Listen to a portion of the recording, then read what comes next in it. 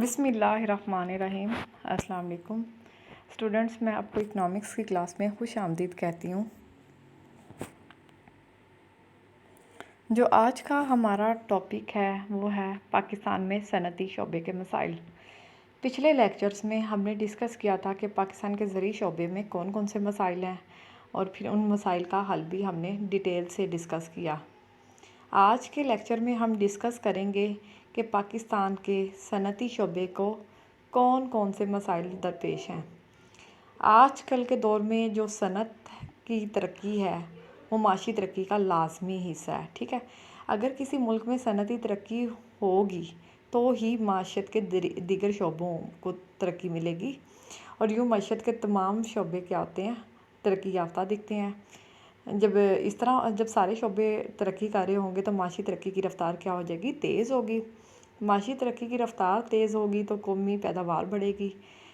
جب پیداوار بڑھتی ہے تو زیادہ لوگوں کو روزگار کے مواقع ملتے ہیں، اور فی کس آمدنی میں بھی کیا ہو جاتا ہے، اضافہ ہوتا ہے، اور لوگوں کا معیار زندگی کیا ہو جاتا ہے، بلند ہو جاتا ہے، اور انہیں زندگی کی آسائشات اور تعیشات سے لطف اندوز ہونے کے مواقع ملتے ہیں۔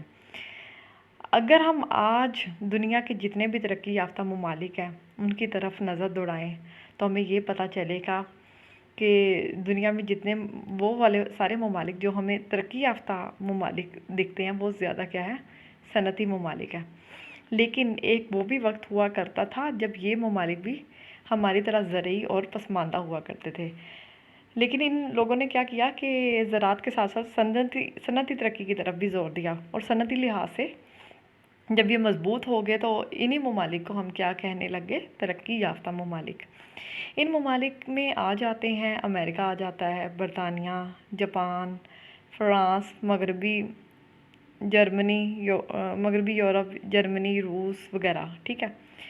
اب ہم بات کرتے ہیں کہ پاکستان کی معیشت کے حوالے سے، یہ بنیادی طور پہ آپ سب کو پتہ ہے کہ پاکستان زرعی ملک ہے، کیونکہ پاکستان کی آبادی کا 70 to 80% جو لوگ ہیں وہ ڈائریکٹلی یا انڈائریکٹلی کہاں سے جڑے ہوئے ہیں، زراعت کے ساتھ، ٹھیک ہے۔ یہ یہاں پہ آپ کو نظر آ رہا ہوگا کہ ہماری آبادی کے 70% سے زائد کا انحصار زرعی شعبے سے ہے، لیکن اس کے باوجود ہم صنعتی شعبے کی امپورٹنس کو نگلیکٹ نہیں کر سکتے، کیونکہ قومی آمدنی کا زراعت تو ہے ہی ہے نا، تو دوسرا جو اہم ذریعہ ہوتا ہے صنعتیں، اور تازہ ترین اعداد و شمار کے مطابق ہماری جو صنعتیں ہیں اس کی پیداوار کا تقریباً ملکی پیداوار کا یہ ہمیں دیتی 21% تقریباً۔ زرعی شعبے کی ترقی کا انحصار بھی اسی شعبے پہ ہے، کیونکہ کسی ملک میں جتنی زیادہ صنعتیں لگے گی اسی قدر کھاد، اچھے آلات، مشینری وغیرہ دستیاب ہوگی۔ یعنی یہ جو زراعت اور صنعت ہے یہ انٹر لنکڈ ہے، کہ ایک شعبہ مضبوط ہوگا تو دوسرا آٹومیٹیکلی مضبوط ہوگا۔ اب جیسے زرعی شعبہ ہے وہ بھی تو صنعتی شعبے کے لیے بنیاد فراہم کرتا ہے، اور جو صنعت ہے وہ زراعت کے لیے جدید مشینری اور آلات فراہم کرتی ہے، یعنی دونوں شعبوں کی ترقی ایک دوسرے کے لیے لازم و ملزوم ہے، ٹھیک ہے۔ اب ہم یہیں بات کرتے ہیں ہمارے ہاں جو لوگوں کو روزگار کے مواقع فراہم کرنے کے لیے زراعت سے زیادہ صنعتی شعبے کی امپورٹنس ہے۔ جب نئی نئی صنعتیں کسی بھی علاقے میں قائم ہوتی ہیں تو زیادہ لوگوں کو روزگار ملتا ہے، جس سے قومی آمدنی بڑھتی ہے، اور تجارت کا توازن بھی ہمیں یہ بات اچھی طرح معلوم ہے کہ پاکستان میں توازن تجارت جو ہے وہ کیا ہے، خسارے میں ہے، ٹھیک ہے۔ اور ہماری جو برآمدات کی مالیت ہے وہ درآمدات کی مالیت سے کم ہے، درآمدات کی زیادہ ہوتی ہے، جس کی وجہ سے ہماری جو ادائیگیوں کا توازن ہے وہ کیا ہو جاتا ہے، خراب ہو جاتا ہے۔ اگر صنعتی ترقی ہوگی تو ہم ظاہری بات ہے اس سے درآمدات آپ کی کم ہوں گی، برآمدات بڑھے گی تو جو تجارتی خسارہ ہے وہ کم کرنے میں کیا ہوگی، مدد ملے گی۔ وقت کے موجودہ جو دفاعی تقاضے بھی صنعتی ترقی کی اہمیت کو بڑھاتے ہیں، ٹھیک ہے۔ ہر طرف آج آپ کو پتہ ہے کہ یہ ڈیجیٹل دور ہے، ہر طرف جنگ کے خطرات منڈلا رہے ہیں، کبھی ہمیں لگتا ہے کہ انڈیا ہم پہ اٹیک کرے گا، امریکہ، جو حالات ہیں وہ اس طرح کے ہیں کہ صنعتی ترقی جتنی زیادہ ہوگی، جتنا زیادہ ہم دفاعی سامان تیار کریں گے اتنا ہی ہمارے حق میں بہتر ہوگا۔ تو ایسی صورتحال میں صنعتی ترقی کی جو اہمیت ہے وہ کیا ہوگی، اور زیادہ ہوگی، کیونکہ ہم بجائے کہ یہ سارا ساز و سامان دوسرے ممالک سے منگوانے سے اگر ہم صنعتیں اپنے ملک کے اندر قائم کریں تو وہ ہمارے لیے زیادہ بہتر ہے۔ اس سے ہماری آمدنی بھی بڑھے گی، حکومت کی آمدنی بڑھے گی، اور ہمارے لیے دفاع کا सामान भी तैयार हो जाएगा। वो कहते हैं जिस कदर आप ज़्यादा सनतें कायम करेंगे, हुकूमत की आमदनी भी बढ़ेगी, क्योंकि टैक्स लगा के हुकूमत क्या करती है, आमदनी बढ़ाती है। और हुकूमत की आमदनी अगर बढ़ेगी, अगर हम उसको सही तरीके से इस्तेमाल करें, तो हुकूमत की आमदनी सारी आवाम की फलाह बहबूद पर ही खर्च की जाती है। ठीक है, लिहाजा माशरे को फलाही मुमलिकत बनाने में भी हमें क्या होगी, मदद मिलेगी। सनती तरक्की की तमाम तर अहमियत के बावजूद पाकिस्तान में सनती तरक्की की रफ्तार आपके सामने है कि वो तेज़ नहीं है, जितनी होनी चाहिए वो उतनी नहीं है। अगर हम पाकिस्तान की तारीख से ऑनवर्ड जायज़ा लें तो हमारे सामने वो तमाम मसाइल आएंगे जिसकी वजह से सनती तरक्की सुस्त रही है। सबसे पहला पॉइंट इसमें है पसमानदा सनती विरासत। यानी जब 1947 में पाकिस्तान बना था तो उसका क्या हुआ कि टोटली जब पाकिस्तान और हिंदुस्तान में टोटल 921 बड़े कारखाने थे, जिसमें हमारे हिस्से में कितने आए, सिर्फ 34। आप अंदाज़ा लगाएं। ठीक है, क्योंकि ये उस इलाके में कायम थे जो पाकिस्तान के हिस्से में आया, और बकिया कारखाने कहाँ चले गए, हिंदुस्तान के पास। उसमें कपड़े के कारखाने, सीमेंट के, शीशा साजी के, माचिस, चावल छड़ने और आटा पीसने के कारखाने के सारे हिंदुस्तान के पास रह गए। और इस तरह लोहे और फौलाद के कारखाने हो गए, ऊनी कपड़े, कागज़ साजी का भी कोई भी कारखाना पाकिस्तान में नहीं था। यानी हमें वरासती तौर पे ही सनतें ना मिली, जिसकी वजह से पाकिस्तान के क़याम के बाद सारी बात है, इन सारे मसाइल को टैकल करना इतना आसान नहीं है जितना ये दिखता है। तो मुल्क में सनती तरक्की की रफ्तार भी नहीं बढ़ सकी। इसकी एक तो वजह ये थी कि मुसलमान सनती शोबे में तजर्बा नहीं रखते थे। आमतौर पर जो बड़े बड़े कारखाने के जो मालिक होते थे वो कौन थे, हिंदू थे, जो अपने तजुर्बे के साथ कहाँ रह गए, हिंदुस्तान में ही रह गए। और दूसरे मुसलमानों के पास पैसा नहीं था, यानी उनके पास इतने वसाइल ही नहीं थे कि बड़े बड़े कारखानों को किस तरह से कायम किया जाए। और वो बड़ी सरमायाकारी का ख़तरा भी मोल नहीं लेना चाहते थे, क्योंकि उस वक्त हालात कुछ इतने टाइट थे, वसाइल ना होने के बराबर थे। पाकिस्तान बना था, एक तो उसके वजूद को भी ख़तरा था ये कायम रह जाए, और फिर दूसरा ये है कि हमारे पास वसाइल की भी कमी थी कि इन वजूहात की बिना पर पाकिस्तान में काफ़ी अरसे तक निजी शोबे में सरमायाकारी ही ना हुई।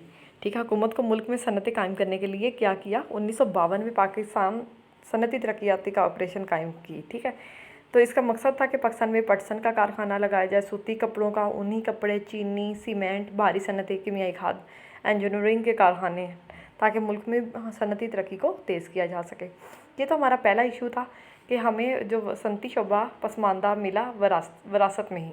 जब पाकिस्तान बना सिर्फ 34 कारखाने हमें मिले, जिसकी वजह से आज भी हमारी सनत क्या है, पसमानदा है।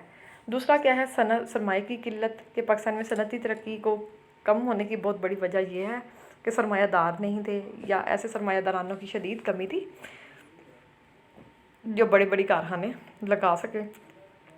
ज़्यादातर जो लोग थे मुसलमान लोग, वो कहाँ से मुंसलिक थे, ज़राअत से जुड़े हुए थे, उन्हें सनती शोबे का तो एक्सपोजर भी नहीं था। और मुल्क में जो है मुश्तरका सरमाया के अंजुमनों की भी कमी थी, क्योंकि जो हमारा मरकज़ी बैंक भी नया नया बना था और बाज़ार ज़र भी मुनज़्ज़म नहीं था। अब ज़ाहिर बात है, ये जो होती हैं कंपनी के शेयर्स वगैरह की ख़रीदो फरोख्त, तो ये भी उस वक्त नहीं थी, क्योंकि पाकिस्तान नया बना था। उस वक्त पहला बैंक हमारे मुल्क में 1948 में कायम किया गया, पहला बैंक।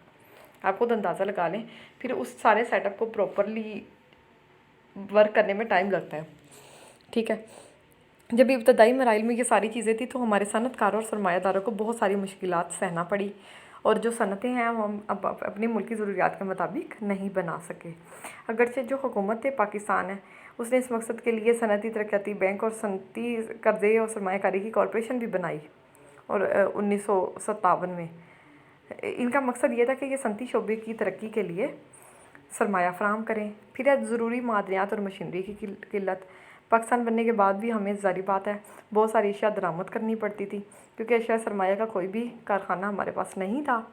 लिहाजा कारखानों के क़याम के लिए ज़रूरी मशीनरी हमें दूसरे ममालिक से लेना पड़ी, जिसके लिए हमें पैसे चाहिए थे, जिसकी हमारे अपने मुल्क में किल्लत थी। तो हमारी जो बरामदात थी वो कम रह गई और दरामदात बढ़ती चली गई। ठीक है, और इसी तरह ज़रूरत के मुताबिक सनती मशीनरी और फालतू पुर्जे दरामद नहीं हो सकते। नीज़ जो लोहे और कोयले और पेट्रोल जैसी अहम मादनियात है वो भी नहीं थी, जो कि सनती क्योंकि ये बेसिक रॉ मटेरियल है। अगर यही आपके पास नहीं होगा तो आपकी सनत तरक्की नहीं कर सकेगी। ठीक है, अब यहाँ पे बताया हुकूमत इन हालात के पेश नज़र चंद एक ऐसे इकदाम किए जिसके तहत मुल्क में सरमायाकारी के लिए सरमाया जाती इदारों को तश्कील दिया गया। फिर है खाम माल की किल्लत। पाकिस्तान में सनतों के क़याम के लिए ज़रूरी खाम माल भी नहीं था। हमारी जो बरामदात हैं वो ज़रूरी खाम अशिया जैसे खाम माल पे कपास पटसन वगैरह हो गया, लिहाजा जो मुल्की कारखानों के लिए इनकी मकदार क्या थी, कम थी, क्योंकि हमें ये बरामद करनी पड़ती थी और हमारी मजबूरी भी थी। अगर हम सारा खाम माल अपनी सनतों के लिए रख लें फिर ज़र मुबादला हमें नहीं मिलना था, फिर हमें बरामदात कैसे करते। लिहाजा अब इन नामुसाइद हालात में हुकूमत की पॉलिसी यही थी कि कुछ खाम माल बरामद किया जाए और इसके बदले क्या किया जाए, ज़र मुबादला कमा जाए। और खाम माल की सूरत में एक और मसला ये भी था कि अक्सर बेशतर कारखाने ऐसे थे जिनके लिए खाम माल भी बाहर से हमें मंगवाना पड़ता था। फिर वही बात है, ये भी बड़ा नाजुक मसला था। पाकिस्तान को अपने ये सारे खसारे कवर अप करने के लिए कर्ज़े लेने पड़े, जिससे मुल्क पे अभी भी आपको पता है कि हम कर्ज़ों के बोझ तले डूबे हुए हैं। और फिर आगे बात करते हैं तरबियत याफ्ता अफराद की कमी। पाकिस्तान के क़याम के वक्त लिटरेसी रेट कितना था, सिर्फ 13% था और बाकी 87% आबादी उस वक्त अनपढ़ और जाहिल थी। अब 65 साल गुजर भी गए हैं तो अब भी पाकिस्तान में ख़वानदगी का तनासब सिर्फ 58% हुआ है और अभी भी 42% लोग क्या हैं, अनपढ़ हैं। जहालत और ना तजर्बेकारी की वजह से ऐसे लोगों की कमी थी जो कि तरबियत याफ्ता और हुनरमंद हो और सनतों को चला सके। और यही वजह है कि पाकिस्तान बनने के बाद हमें गैर मुल्की माहिरीन लोगों से हमें हेल्प लेना पड़ी। पाकिस्तान में यूँ तो आबादी का दबाव बहुत ज़्यादा था और आबादी की शरह अफजाइश भी ज़्यादा थी, मगर जो तरबियत याफ्ता या हुनरमंद अफराद थे वो नहीं थे, जिसकी वजह से हम सनती तरक्की की रफ्तार सुस्त रही। फिर है घरेलू सनतों के मसाइल। ये जो छोटे पैमाने पे सनतें बनाते हैं उसको कहते हैं। पाकिस्तान में वो भी ज़्यादा नहीं थी। आमतौर लोग ज़राअत से जुड़े हुए थे, लिहाजा वो छोटी सनतों की तरफ फिर उनका माइंड नहीं होता था। हालांकि छोटी सनतें मुल्क की माशी तरक्की में अपना किरदार अदा कर सकती हैं, लेकिन सरमाया नहीं है, लोग तजर्बेकार नहीं हैं। और छोटी सनतों के लिए खाम माल के असूल वही बात होगी कि रॉ मटेरियल चाहिए कोई भी चीज़ बनानी हो। और बड़ी सनतों के साथ ये शोबा भी, जिस वजह से बहुत सारे ऐसे मसाइल थे जिसकी वजह से हमारी घरेलू सनतें भी तरक्की ना कर सकें। फिर है गैर मुल्की मुकाबला।